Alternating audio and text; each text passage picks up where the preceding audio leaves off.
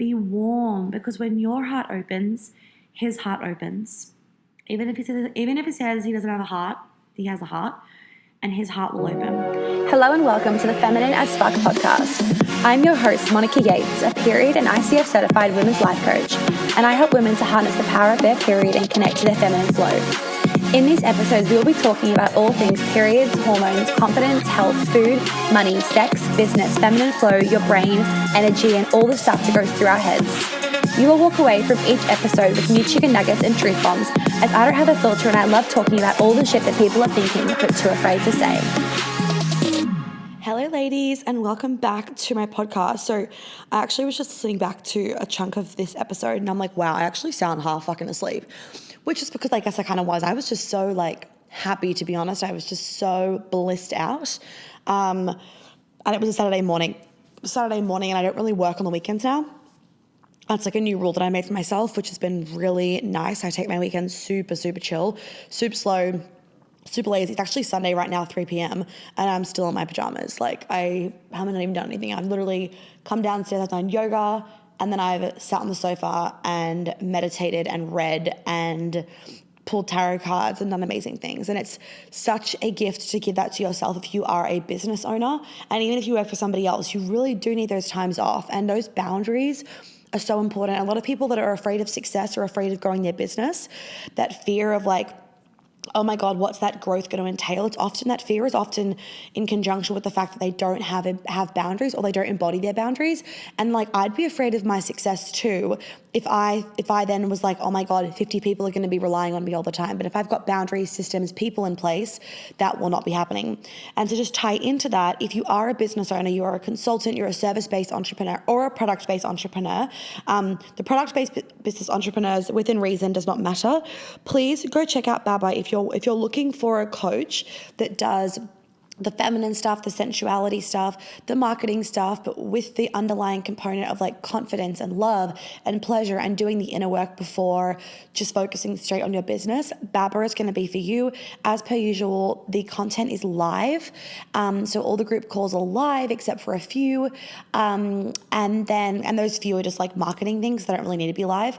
And then you also get 3 one-on-one calls with me. So it's super deep. It's a really deep program and you get so much fucking content, and it goes for 4 months and it is amazing. Please go check that out because we are starting really soon and I only run it twice a year and I'd hate for you to miss out. I'm going to put the link in the description so I don't blab too much about it and you can just go have a little read. Just see if it pulls you in. If it pulls you in, trust that fucking needle. All right. I will let myself take it away. Hello, everybody.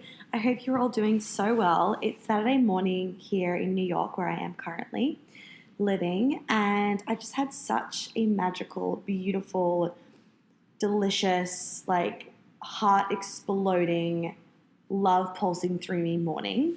I'm not going to get too into the details, but I like to keep my personal life private. Keep some things off the Instagram story. I feel like I give you guys clues, but I don't fully go into it because also to respect his privacy because of the nature of his job. Anyway, so what I wanted to jump on and talk to you guys about was something that I was quickly mentioning last night on my Instagram story, a chicken nugget, about how you can't project your past relationships on your current partner or the current person that you're dating. And I also just wanted to dive into talking about intimacy and sex and just kind of going through those rocky moments where, especially if one of you is really open with communication and quote unquote done the work and the other is in a different scenario. I feel like a lot of you and actually quite a few of my clients know a little bit about this, and if you listened to my episode last year about my 2019 recap, soulmates, something else and something else I was talking about, there's a lot in there as well, which you can go back and listen to. But some of my clients have said to me, it's really nice to know that, you're not in a perfect relationship, or that the man that you've called in isn't fucking perfect. And I've said this before and I'm going to say it again. I actually am not I want some king that's done all the work and blah, blah, blah, blah, because I've actually realized that doesn't make me feel not make me feel, it actually just doesn't like light me up. I've dated guys that are really open communicators, and it's refreshing, I will say. It's very nice. But it actually just for some reason I don't love it. Like I actually prefer, and this could also just be because I've grown up with a dad that is more emotionally suppressed. Now I've sat in this a lot, and it isn't coming from a wounded place. I want to preface that.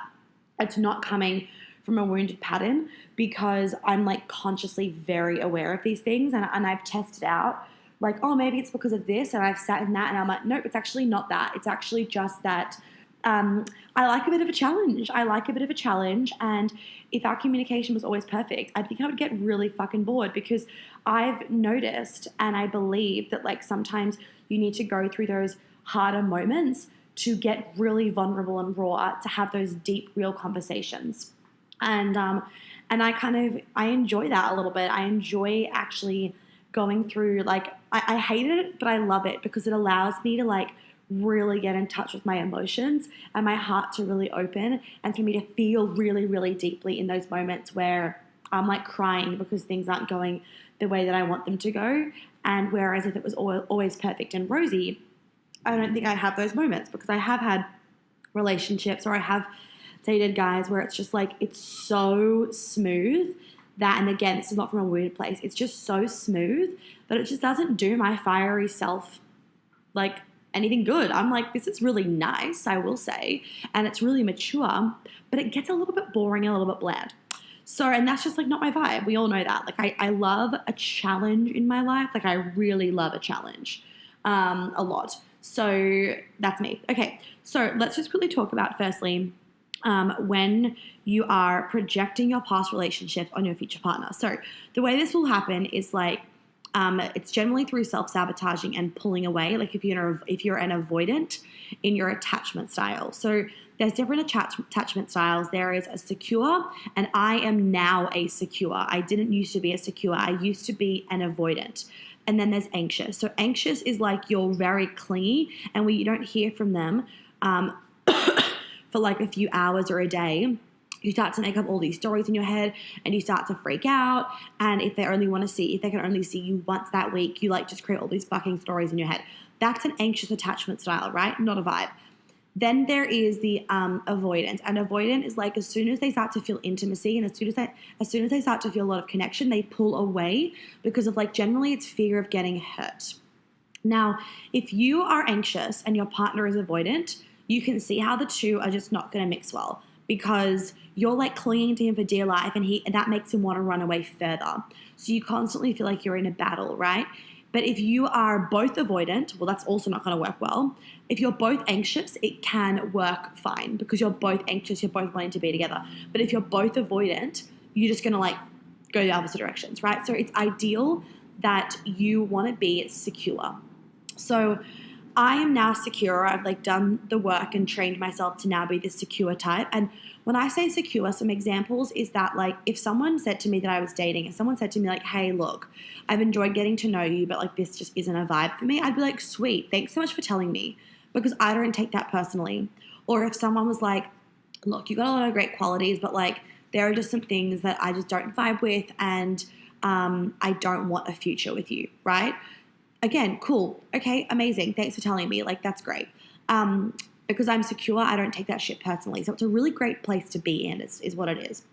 Now, if you're in a relationship and you're avoidant and you start to feel intimacy, what can happen is as you start to pull away because you are projecting how your past relationships haven't worked when they've been in similar situations. So even if the situation that you're currently in with your current partner is the exact same, you will still is the exact same as old relationships with a different person, you'll still project the same past scenario on the current situation. Does that make sense? So for example, you could have your past girlfriend Sally, you're in the same exact scenario with your current girlfriend Miranda, and even though you're with Miranda, you will assume that she's going to do the same thing that Sally did to you 2 years ago.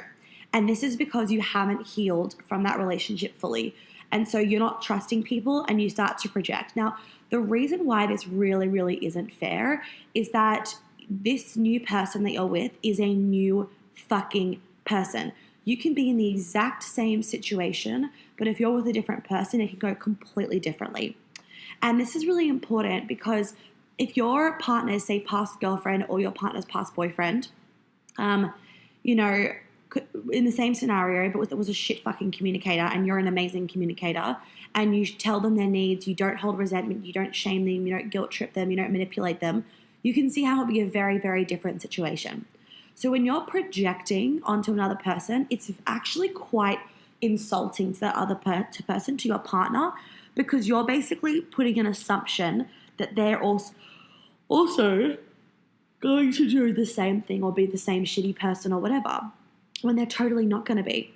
And this is like the classic way to self-sabotage in a relationship, is to put assumptions in place that you don't know are going to happen, or to jump so into the future and you're just like, well, I just don't see this is how this is going to work in 2 years' time. And it's like, well, we don't know where we're both going to be in 2 years' time.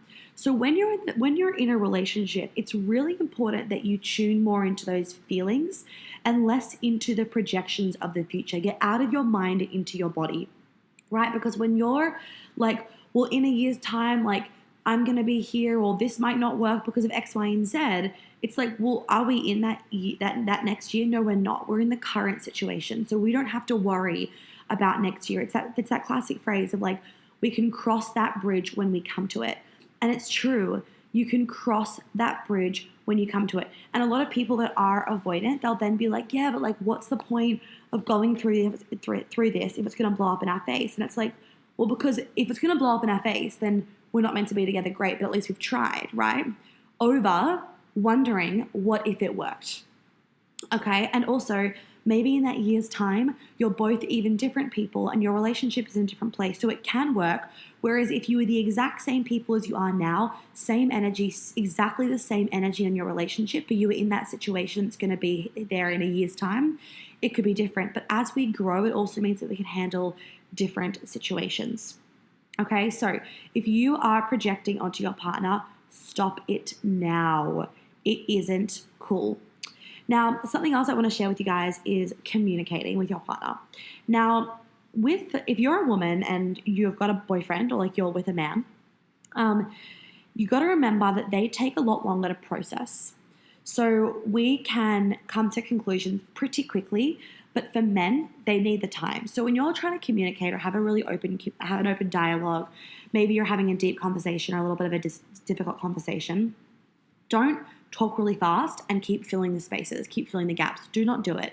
Let there be minutes, like even 5 minutes or 10 minutes of silence. Let him think, let him process.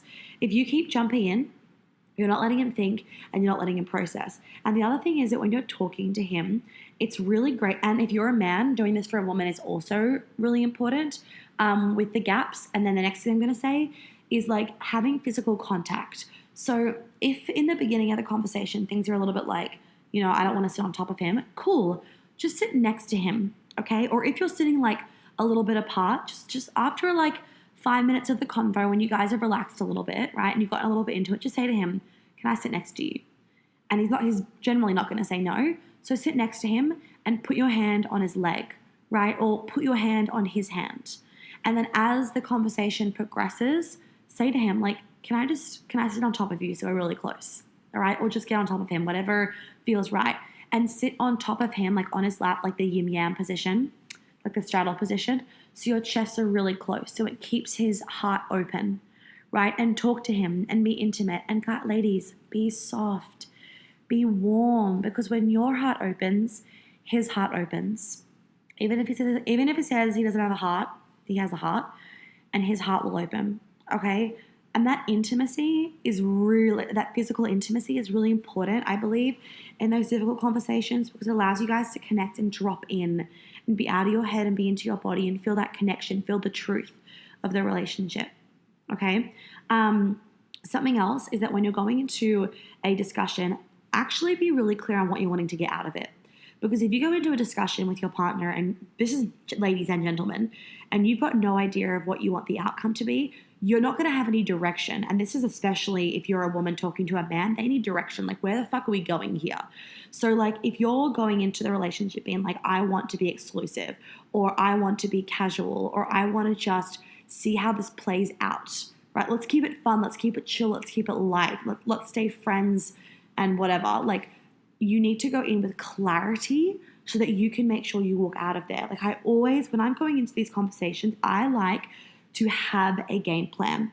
I like to flow, but I also like to have a game plan and a few things. I like to always write down a few things I really want to say. So like, for example, what did I say the other night? What did I say? I know you think that by pulling away, you are protecting me, but when you pull away, you actually hurt me more than if you were to like stick around, kind of thing. And so I like to write little things down that I think of, or that my coach like tells me, oh, this would be a good thing to say. I like to write them down, and I like to have a little bit of a game plan because it makes it easier to go in so you know what the fuck you're doing and you're not everywhere, especially if you're a woman. Like, he'll get really confused if you keep jumping. And like, I jump all the time, but like, he'll like just try and stay on track so the other person knows where the fuck you are going. Okay? They are my tips for having like those deep, nourishing, but really needed conversations. And then also always asking throughout the conversation, like, how does that feel for you? Right? Like, does that feel good? Like, ask him, like, is that resonating? Like, does that feel good? Like, what are your thoughts? Like, how are you feeling? And then if you're wanting to like ask him, like, what are you afraid of? Tell him what you're afraid of first, or tell her what you're afraid of first, right? You need to lead the vulnerable conversation by being vulnerable first. That is the key. Okay, the next thing I want to talk about, ladies, is giving blowjobs. I know, crazy. Wow, why am I talking about this on my podcast? Because that's my fucking vibe.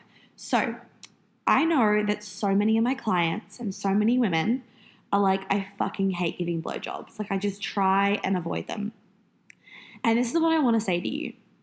Giving a blowjob to a man that you really want to give a blowjob to is completely different to giving a blowjob out of obligation.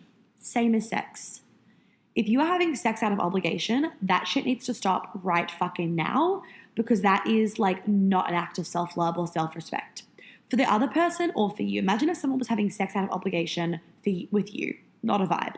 So the same goes. So with blowjobs, like, I'll be honest, when I first started giving blowjobs, I was like, this sucks. Why do I want to have a man's junk, in good junk, in my mouth? Like, ooh. And then a lot of people were like, and swallowing? Oh, like, no, that's just like, no, not happening. Now, obviously swallowing is personal preference, I will say, but let's just talk about blowjobs. So if you've never experienced giving a blowjob to somebody that you really want to give a blowjob to, I definitely want you to explore that. And a way to explore it is just like, don't give him a blowjob until you want to. And when I say you want to, it'll be like you are just so fucking horny, basically, me on day one of my period, so fucking horny that like you just want to just please him, and you just want to be with him, and you just want to ravish him, and you just want him like inside of you, whichever hole that is, basically. That's what you're wanting as a woman. Okay. And as a man, if you're listening to this, like, rule 101, never, ever, ever pressure a woman to give you a blowjob. Never push her head down there. Never ask for it. Like, be like, can you give me a blowjob? Like, in like a, why don't I already have one kind of way. Do not do that. The reason why I say that is because it's actually more of a turn off than a turn on. It's that pressure that causes us to shut down instead of us letting us get to our own desire first. Okay? And like, when a woman is really turned on, she will be more likely to want to give you a blowjob. So by you turning her on, if you're a man listening to this, by you turning her on, that's going to want her to, that's going to help her to want to give to you. So with a blowjob, what I really tune into is, I don't give blowjobs. Like, if someone asked me the other day, like, do you give blowjobs on the first date? I'm like, no, I have a rule of thumb. My rule of thumb is that I never have sex unless I want to, obviously. And I never give blowjobs unless I want to. So I don't give if I'm just dating a dude and we've like been on a few dates and we've had sex, like often we will have sex before I've given him a blowjob, right? Because I wait for that moment where I'm like, oh my God, I just want you in my mouth for like 7 million hours to then give a blowjob. So what I tune into is like, I will feel it in my body. And then when I go down on him when I'm wanting to, I am enjoying it. Like I am having so much pleasure out of it. And like literally I'm talking pleasure to the point where like he'll pull my head up because he just wants to fuck me. And I'm like, no, I want to keep going. And he's like, what? And I'm like, no, go away. I want to keep going. Like that's the vibe. Like giving a blowjob for like half an hour, changing up positions of like giving blowjobs. Like that is the vibe of when you're really into it. And this is the key. When you're into it, he's into it. When you're not into it, he's not into it. Oh, I was saying this to a male client as well, that it can often happen if you're a man, it can often be that when you're going down on your woman, you're more focused on her pleasure than on your pleasure. But key thing, when you focus on your pleasure and when you're having pleasure in your body and you're like, oh my God, this feels so good, she will get pleasure from it. I can guarantee you that if you're eating her out in a way that feels really fucking good for you, it will feel really fucking good for her. Key. But if you are trying to just like do it in a certain way that will make her feel good, it's not, because we can sense that you're in your head. Just like for a man, if you're going down on a man and you're more worried about like, oh my God, like, is he coming? Like, is he going to come soon? Like, you're more worried about that and about his pleasure. You're going to be in your head. You're going to be like detached from him or like a little bit distant. But when you are like so fucking in it and you're moaning and there's just like fucking drool everywhere and you're like, I am so into this, he is so into it. And so for any of you that haven't given a blowjob when you've wanted to, like, I want you to explore that. If you're in a current relationship, like what gets you so fucking turned on? So not him doing it to you, but just like getting yourself on. Like what turns you so fucking on that makes you want to rip your boyfriend's clothes off? Great. Get yourself into that and then tune into like, do I want to please him? If so, try giving him a blowjob for your own pleasure as opposed to his pleasure. Not out of obligation, not because like you should or he wants one or it will make him happy. No. It's because you want his cock in your mouth. That's why you're doing it. And that should be the same, obviously, for sex. It's kind of like almost consenting to yourself, right? Exactly the same thing. It's like you wouldn't want, if you're a woman listening to this, you wouldn't want a man or a woman, if you're in a same-sex relationship, going down on you when they don't really want to.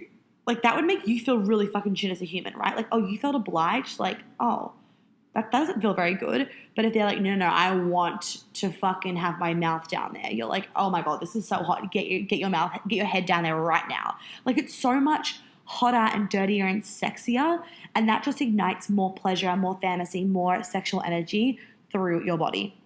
Now, something else I want to say, I'm going to put this last thing in as well, is that after sex, if you're in a same-sex relationship, if you're a woman and your man rolls over and goes to bed and doesn't cuddle you, and you're like, oh my God, he doesn't love me, that's not what it is. What happens is they have this release of testosterone and they just used so much of their energy, so much testosterone. They are fucking knackered after. It's like they've run a marathon.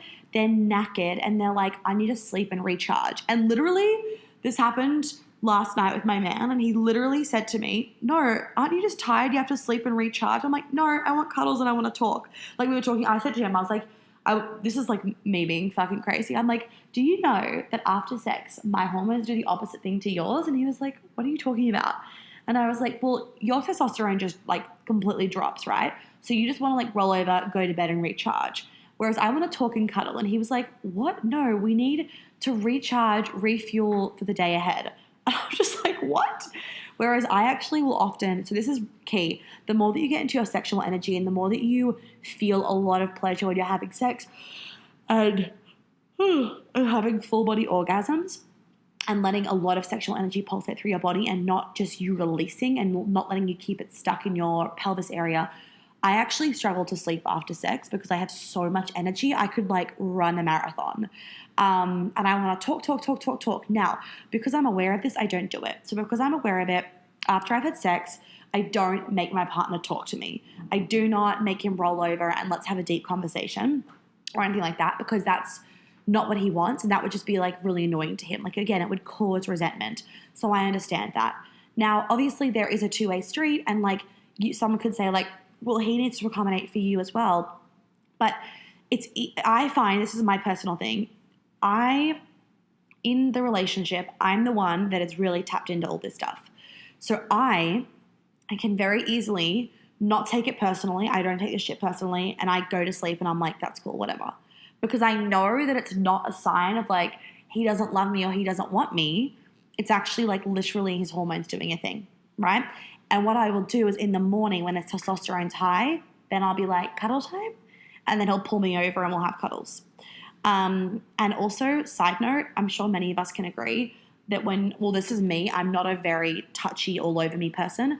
I actually really can't sleep well if I'm like wrapped into somebody or like legs are all intertwined. I can't sleep well. I keep waking up and tossing and turning and they're the same. And neither of us get a good night's sleep, and that can create resentment. So also just noticing, ladies and gentlemen, those little things that might cause resentment in your relationship. Is it the fact that, you know, after sex, your girlfriend talks, and just wants cuddles all the time, and you don't sleep well, and then you have resentment towards her the next day, and that kind of like turns your libido down and a bit off her, where you then don't want to have sex with her the next day because you're like, I need to fucking sleep. And women, like, what is it for you? Is it that you feel like you don't get the cuddles afterwards? Okay, so how can you rectify that? Is it that you need to communicate to him, like, we just need like a 1 minute cuddle, and then I will roll over and I will not touch you and we will go to sleep. And then in the morning again, a quick cuddle before the day starts. Like, really getting clear with each other on what you need is the most important thing. Like your little tiny needs. Another example of little tiny needs, especially if you're long distance, is like, what makes you feel like really good from your partner. So like, for example, I'm not someone that needs to have like a 10-hour conversation, because actually that would annoy me because I have fucking work to do. But little things like good night texts or sending me pictures of like where he is in the world, or like, hey, thinking of you messages, they go so far. Like, no, I don't need a million conversations or a million texts all the time. I actually don't. I just like those really little things of like me knowing that he's thinking about me. So that's like a little example. So you don't need to think of these extravagant things. We often think of like the extravagant needs. No. Think of the tiny little needs that are so easy to meet but go so far, because they are the things that add up. It's kind of like when you have a bad accident, you don't miss the big things, you miss the little things. You miss being able to make your own food, or have a shower without somebody looking after you. Like, that's what I missed when I had my ski accident. I missed being able to wipe my own fucking ass because I had to have my mum wiping my bum. Like, those little things is what I missed. Or being able to get my own glass of water, or being able to pee in the middle of the night and not have to hold it and wait for the morning when my mum could come in and help me get to the bathroom. Like, we often just want those little things, and sometimes we get so carried away with like, oh, it's got to be big and extravagant, and like we all love the big and extravagant moments, and I do a great job of manifesting movie moments into my life, which I am not mad about, but I also am a fan of all of the little things. They mean the most to me. So getting really clear on them, ladies, and then communicating them to your partner in a really warm, loving, like, these things would mean so much to me, what would mean a lot to you kind of way, is a beautiful way to do it. Okay. All right. I'm going to leave it there. Bit of a random episode, but I just really felt called to come on and talk about this stuff with you guys. So I'm going to leave it there. And I hope you have a beautiful day or weekend or evening wherever you are. I'm thinking heavily about Paris today for many reasons. And I'm so excited to get to Paris in a month. That's going to be so romantic and beautiful and fun. But otherwise, I am hella enjoying this beautiful apartment in New York. Like, man, there's not a better place to be right now, honestly. And it's just incredible how I've manifested this. Like, literally manifested the shit out of this. And my business is doing very well in this beautiful energy. Oh, speaking of business, Baba is starting really soon, ladies. If you are a business owner, you need to check out Baba. It's a 4-month program, and we do the inner work and all the business stuff, and you get so many extras this month. This time around, we're doing a lot of stuff about like Instagram marketing, subliminal messaging, like having your DMs blowing up, sales, like all of those things that are so important in your business from a really feminine, authentic, beautiful way. And then, of course, we start off with all of the inner work beforehand, so you're feeling really confident and in alignment, because that's key for a thriving business. We're doing stuff on sex, orgasms, archetypes, feminine energy, lots of stuff on money, all the stuff that you guys want to know. So if you're a business owner, make sure you check out that program, because it is amazing, and I only run it twice a year, so you do not want to miss out on this intake. And send me a DM if you've got any questions about that, or an email. But have a really good read of the website, because there is a lot on the website for you to look at. Have a lovely day, and I'll talk to you all soon. Bye. Well, thank you so much for tuning in. I hope that you got lots of chicken nuggets out of today's episode. I would be really, really grateful if you'd be able to leave me a review and a star rating that you think is appropriate, hopefully 5. And if you could share this podcast so that I can help more women live a life of flow and ease, I would be so fucking grateful. Make sure you tag me in it on Instagram so I can personally thank you, because I know so many of my clients have found me literally because their friends have posted about my podcast on their Instagram story. And I just want to help as many women as possible. So by you sharing it, I would be so fucking grateful, and I'm sure your friends would be too. If you do want to welcome me, please do check out my website for all those details. And of course, you can DM me on Instagram with any other questions. If you have any podcast things you want me to talk about, any ideas, any feedback, I am always open to it, and I always love hearing what you guys have to say. So please don't hesitate about that either. I will catch you on the flip side. Have an amazing day or night wherever you are.